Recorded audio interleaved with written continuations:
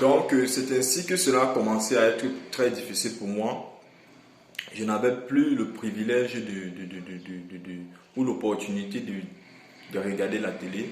La seule distraction que j'avais, c'était la parole de Dieu. Et je n'avais pas de choix. Et j'ai compris enfin plusieurs fois, j'ai essayé de m'obstiner à vouloir regarder la télé. Je ne parvenais pas. J'ai compris pourquoi. Parce qu'il y avait, j'étais dans une séance de brisement. Et Dieu voulait me transformer. Et il fallait vraiment que ce soit ainsi parce que pendant que je chassais les pensées impures, j'ouvrais les portes en regardant les films où on s'embrasse, les trucs. En fait, je regardais la série Power. Vous connaissez la série de physiciens Power, il y a trop de sexe à l'intérieur. Donc, Dieu a commencé à pécher. Il n'y a pas seulement cette série. Il n'y avait pas seulement cette série, il y avait beaucoup d'autres films. Donc, Dieu a refusé. Même les films, même le foot, Dieu ne parvenait pas à voir le foot. Donc, c'est un peu de ça qu'il s'agit. C'est un peu de ça qu'il s'agit. C'est un peu de ça qu'il s'agit. Dieu a accompli son œuvre parfaite. Donc quand il m'a empêché de voir ces films, je me suis abandonné totalement. Je n'avais qu'autre distraction que la parole de Dieu. Donc c'est ainsi que un enfant de Dieu doit comprendre certaines choses qu'il arrive.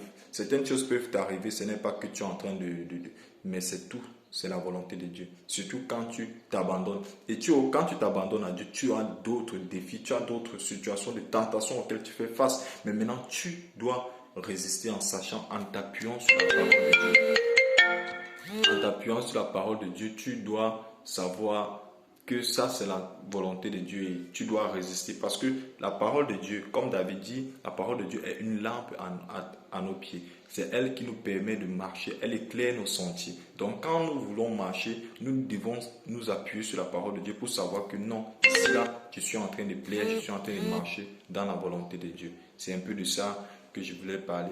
Et maintenant, rentrons dans les Écritures. Je voulais parler de 5 caractéristiques du disciple. Le premier caractéristique, le disciple est prêt à être rejeté. Deuxième caractéristique, le disciple aime son prochain. Le troisième caractéristique, il est humble. Quatrième, il est totalement attaché à Jésus et détaché du monde. Le cinquième, il est totalement dépendant de Dieu. Et le sixième et dernier, il attend le retour du Christ. Ce sont ces caractéristiques dont je voulais parler aujourd'hui. Et c'est vrai que la vidéo est plus longue que ce que je pensais. Mais bon, je n'y peux rien. Je n'y peux rien. Donc, je rends grâce à Dieu pour ce moment qu'il a permis pour que je vienne vous faire cette petite vidéo dont je n'avais même pas pensé. En dormant aujourd'hui, je ne savais pas que je devais passer assez de temps comme ça là pour vous parler de ce beau et merveilleux choix. C'est un choix merveilleux et c'est un choix de non-retour. Sauf que ici là, c'est différent. Avec Dieu, c'est pas comme avec Satan que quand tu fais quelque chose, Satan te tue, il te punit à une extrémité. Non. Avec Dieu, quand tu agis, quand tu es déjà conscient, quand tu connais déjà la loi, quand tu agis, tu demandes pardon. Il te pardonne, mais il te punit parce qu'il est aussi un Dieu d'amour et de justice. Il te punit. J'en suis témoin également. Je ne vais pas parler de ça aujourd'hui, mais une prochaine fois parce que moi, je n'aime pas cacher. J'aime parler de mes situations pour aussi édifier les autres. Donc, je ne sais pas ce que j'ai à cacher parce que on ne peut rien cacher. Donc, Dieu est fidèle, il est juste, il est bon. Dieu est bon et c'est un choix merveilleux, un choix judicieux. Beaucoup se disent que peut-être en étant chrétien, ça va les empêcher de faire certaines choses. Non, ça ne t'empêche de ne rien faire. Ça ne t'empêche pas de mener une vie. Plutôt tu deviens plus libre, plutôt tu deviens plus joyeux, plutôt tu deviens je sais pas. Il y a une joie immense, tu deviens vraiment plus heureux. C'est le bonheur tout à fait. C'est vrai qu'il y a certaines situations auxquelles tu aurais pu trouver les solutions peut-être selon ta sagesse, mais tu es obligé de t'abandonner à Dieu et de donner à Dieu cette force, je vais dire quoi, cette autorité, ce privilège. Non, pas ce privilège parce que tu ne privilégies pas Dieu. Je vais dire quoi, tu accordes cette situation à Dieu. bon, le monde n'est pas venu, mais je vais dire par là que tu accordes l'exception de laisser à Dieu de le faire et non que tu le fasses selon tes manières, parce que Dieu est le bon berger et il ne va jamais nous conduire sur des chemins qui sont tortueux. Il va toujours nous conduire sur des verts pâturages où nous serons toujours dans l'abondance, où nous serons toujours dans la paix, dans la joie. Parce que c'est un bon papa. C'est un bon papa. Et le meilleur choix, ce n'est pas comme les gens se disent peut-être que quand tu es chrétien, tu dois jouir du bonheur ou de la richesse dans les cieux seulement. Non, même ici, tu dois d'abord jouir de cela avant que dans les cieux, tu vas également jouir de cela. Donc, quand tu es chrétien, la pauvreté, ce n'est pas la volonté de Dieu parce que Jésus-Christ s'est fait pauvre pour que nous soyons riches. La maladie, ce n'est pas la volonté de Dieu parce qu'il a porté nos blessures sur nous et c'est pas ses meurtrissures que nous sommes guéris. Le châtiment qui nous donne la paix s'étend sur lui. Donc le châtiment que nous devons subir, tout châtiment, ça descend sur lui. Il n'y a plus de condamnation pour ceux qui sont en Jésus-Christ. Nous sommes plus forts que ceux qui sont dans le monde. Donc on a tellement d'avantages, on a tellement de grâces que je ne sais même pas comment expliquer. Et c'est parce que nous ne parvenons pas à le savoir, parce que nous sommes incrédules, parce que nous sommes ignorants de cela, que nous ne puissions pas vraiment savoir vraiment l'importance d'être chrétien. L'importance d'être chrétien, c'est tellement important. Tellement important. Et nous sommes héritiers, comme il le dit. Et tu ne peux pas entrer en possession de ton héritage si tu ne lis pas ton testament. Il faut que tu lises ton testament pour entrer en possession de ton héritage, pour prendre autorité sur certaines situations, sachant que c'est ton droit. Parce que quand tu vas aller porter plainte, quand tu es face à une situation avec quelqu'un et que tu sais que tu as raison, tu vas porter plainte. Tu vas porter plainte à qui de droit parce que tu sais que tu as raison et alors avec des arguments, quand tu vas porter plainte, il te faut des preuves, il te faut des arguments, il te faut même connaître la loi pour entrer en possession de ce qui te revient. Et c'est de même, quand tu veux aller auprès de Dieu, il faut que tu aies sa parole. Il faut que tu lui dises, Seigneur, ta parole dit ceci, ça dit ceci. C'est en cela que tu prends autorité sur la situation. Tu dis à Dieu et Dieu agit parce que tu as donné des arguments. Un peu quand tu fais un peu, je veux dire quoi, peut-être quand tu as un sujet philosophique ou peut-être un sujet analytique ou dialectique, il faut que tu donnes des citations. C'est de même pour soutenir ta thèse. C'est de même avec la parole de Dieu. Quand tu pries, il faut soutenir ta prière par les passages bibliques. Quand tu veux demander quelque chose à Dieu, même la transformation, il faut passer par là. Il faut demander à Dieu. Il faut demander à Dieu par sa parole. C'est ainsi qu'il agira parce que sa parole, comme il le dit, ne retourne pas auprès de lui sans avoir exécuté le pourquoi elle est sortie. Et il dit que sa parole est vérité. Le monde passera, toute chose passera, mais elle ne passera pas. Et le monde a été fait par cette parole. Donc rien n'a été fait sans cette parole. Et cette parole même qui sort, qui est esprit et vie, comme le dit Jean 6, verset 33, c'est Jésus-Christ. Jésus-Christ, parce que si vous lisez le livre de Jean, vous allez comprendre un peu cela mieux. Donc Jésus-Christ est Dieu. Je sais que beaucoup de personnes ne considèrent pas ça, mais il y a plusieurs passages qui parlent de cela. Jésus-Christ est Dieu. Il est Dieu fait chair, puisque là, on parle de la Trinité. Si vous croyez qu'il y a la Trinité, ça veut dire qu'il y a Dieu le Père, Dieu le Fils, Dieu Esprit. Donc il faut que vous compreniez. Il ne faut pas seulement parler de Trinité sans toutefois donner la place à Jésus-Christ qui est Dieu. Donc c'est un peu de ça que je voulais un peu qu'on parle. C'est vrai que je suis entré un peu plus en profondeur de ce dont j'avais prévu autant pour moi. Donc je veux qu'on parle de première caractéristique. Le disciple est prêt à être rejeté. Nous pouvons l'observer en Luc chapitre 9, versets 51 à 56. Mais nous allons plus nous attarder sur le verset 53. Le verset 53, bon, prenons à partir du verset 51, je vais m'arrêter au verset 53. Luc 9, verset 51 dit: Lorsque le temps où il devait être enlevé du monde approcha, Jésus prit la résolution de se rendre à Jérusalem. Il envoya devant lui des messagers qui se mirent en route et entrèrent dans un bourg des Samaritains pour lui préparer un logement. Verset 53. Mais on ne le reçut pas parce qu'il se dirigeait sur Jérusalem. Donc, le disciple ici, je ne vais pas trop entrer en explication pour trop expliquer, je vais juste être bref. Le disciple ici est prêt à être rejeté. Et Jésus-Christ lui-même se fait rejeter. Après tous les miracles qu'il a commis, sachant qu'il était, on ne l'a pas reçu. Partons dans le deuxième, donc je vais dire quoi? Ça peut être, tu es un disciple, tu peux être rejeté par ta famille. Sachant qui tu es, on peut parfois te rejeter, tes amis peuvent te rejeter. Et c'est ce qui est arrivé souvent. Et tu dois accepter cela parce que quand tu t'attends à quelque chose, c'est facile pour toi de t'en sortir. Donc quand tu t'attends déjà à ce que tu sois rejeté, ça ne te fait plus mal au cœur. C'est vrai que quand tes proches et tes proches, les personnes les plus proches de toi, les plus closes de toi te rejettent, ça fait vraiment mal. Mais tu dois t'attendre à cela. Donc ça ne doit plus nous déranger, nous sommes déjà habitués. Le deuxième caractéristique, le disciple aime son prochain. Toujours Luc 9, verset 51, verset 55, 9, verset 55. Bon, parce que si on rentre en arrière, quand il ne fut pas reçu, au verset 54, les disciples Jacques, Jean, voyant cela, dit, Seigneur, veux-tu que nous commandons que le feu descende du ciel et les consume?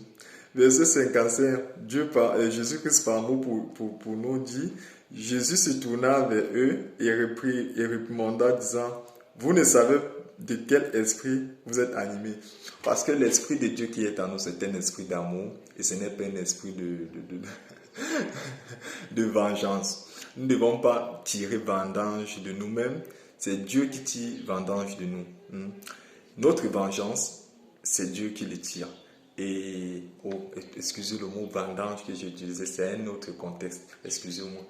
Et nous ne devons pas tirer vengeance de nous-mêmes parce que la justice, nous ne devons pas nous faire justice. Déjà, dans cette loi, dans notre code civil ici, nous ne faisons pas justice parce qu'en nous faisant justice, nous brisons l'autorité. Parce que l'autorité est là pour gérer tous nos problèmes. C'est notre autorité qui gère nos problèmes.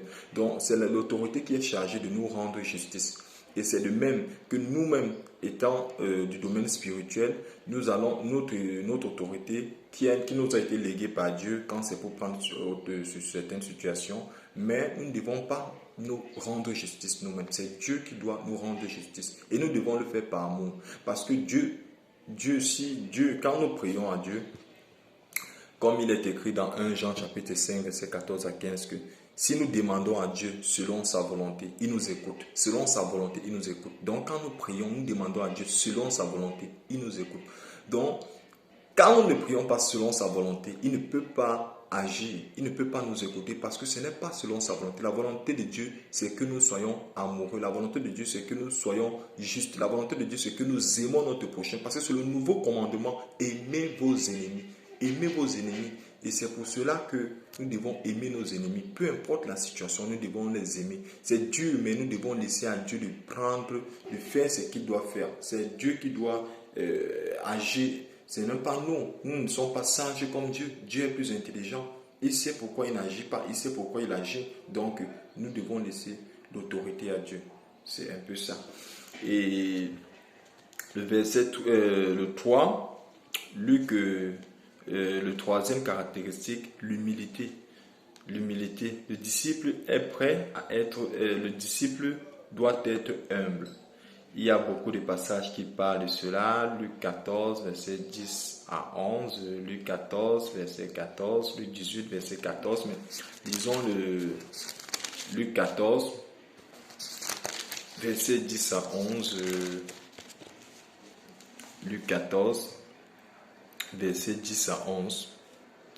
Mais lorsque tu seras invité, va te mettre à la dernière place, afin que quand celui qui t'a invité viendra, il te dise, mon ami, monte plus haut, alors cela te fera honneur devant tous ceux qui seront à ta table, et autant pour moi qui seront à table avec toi. Car quiconque s'élève sera abaissé, et quiconque s'abaisse sera élevé. Ça me revient une fois, ce passage-ci m'est arrivé, mais ce n'était pas orgueil, ce n'était pas quand même dans les mêmes circonstances. Il y avait la place pour des privilégiés et j'étais parmi les privilégiés.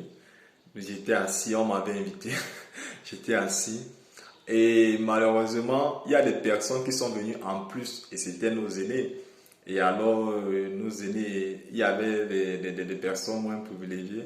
J'étais obligé de m'asseoir, c'était un peu bizarre, mais j'étais obligé de partir me serrer avec des personnes qui étaient moins privilégiées. Et j'étais obligé de céder la place aux personnes privilégiées. Donc, c'est un peu bizarre quand tu te sens privilégié. Tu viens t'asseoir, on te regarde, puis c'est un peu bizarre. Mais bon, la vie c'est ainsi. On le fait non seulement par humilité, aussi par quoi, je vais dire ça par quoi. En fait, je le faisais par humilité et aussi je n'avais pas le choix. Ce n'est pas comme si j'avais le choix et tout, mais je n'avais pas le choix. Déjà à l'école primaire, nous on nous apprenait au moins que si tu pars quelque part avec un aîné et qu'il y a une seule chaise, tu t'assois en premier. Tu cèdes la place à l'aîné, il s'assoit. On voyait ça à l'école primaire, donc c'est un peu ça. C'est un peu ça.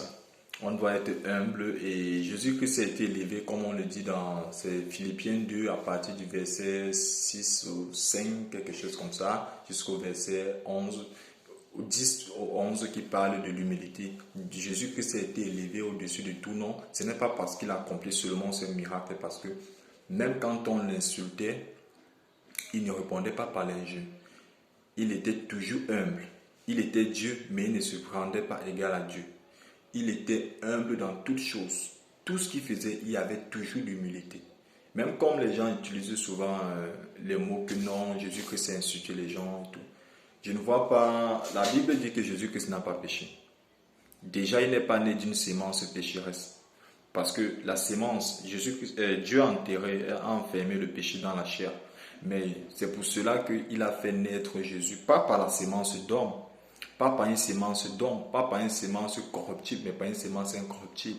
Déjà, c'est pour cela qu'il a permis que Jésus-Christ vienne dans une sémence spirituelle, divine.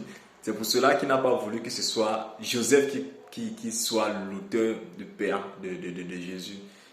C'est pour cela qu'il a voulu qu'il vienne dans cette sémence-là. Donc, la sémence de Jésus n'était pas une sémence pécheresse comme la nôtre, elle était une sémence divine. Et la sémence divine, c'est l'esprit. Et c'est cet esprit que quand Dieu nous donne, quand nous devenons chrétiens, nous ne sommes plus faillibles au péché. C'est une sémence incorruptible que nous revêtons quand nous devenons chrétiens. Une sémence qui nous empêche de pécher. Une sémence qui nous rend invincibles face au péché. Parce que la Bible dit dans Romains 6, verset 14 que nous ne sommes plus sous la loi mais sous la grâce. Le péché n'aura plus de pouvoir sur nous.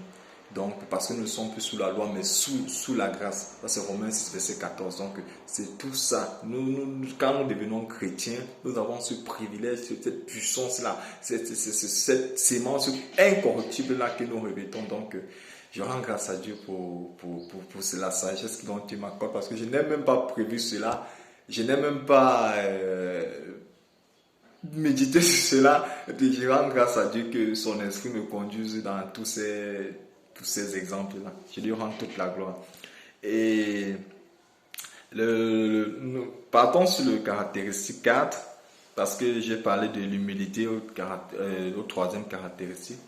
L'humilité, nous devons être, caractéristique 4, c'est nous devons être totalement attachés à Jésus et détachés du monde.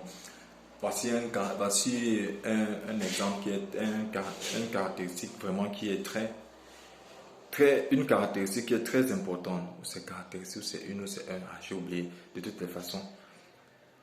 Voici vraiment quelque chose de très important. Parce que quand nous sommes attachés à Jésus, waouh, c'est difficile que le monde puisse avoir le dessus sur nous. La Bible parle beaucoup d'exemples sur le monde. Et ça parle beaucoup sur le monde. Le monde ici, je vais prendre un exemple, symbolise la chair. Et être attaché à Jésus, ça symbolise ici l'esprit. La Bible dit que si nous marchons par l'esprit, ça c'est Romains 8, je crois à partir du verset 11, 10, quelque chose comme ça. La Bible dit que si nous marchons selon l'esprit, nous n'accomplirons jamais les œuvres de la chair. Mais si par la chair,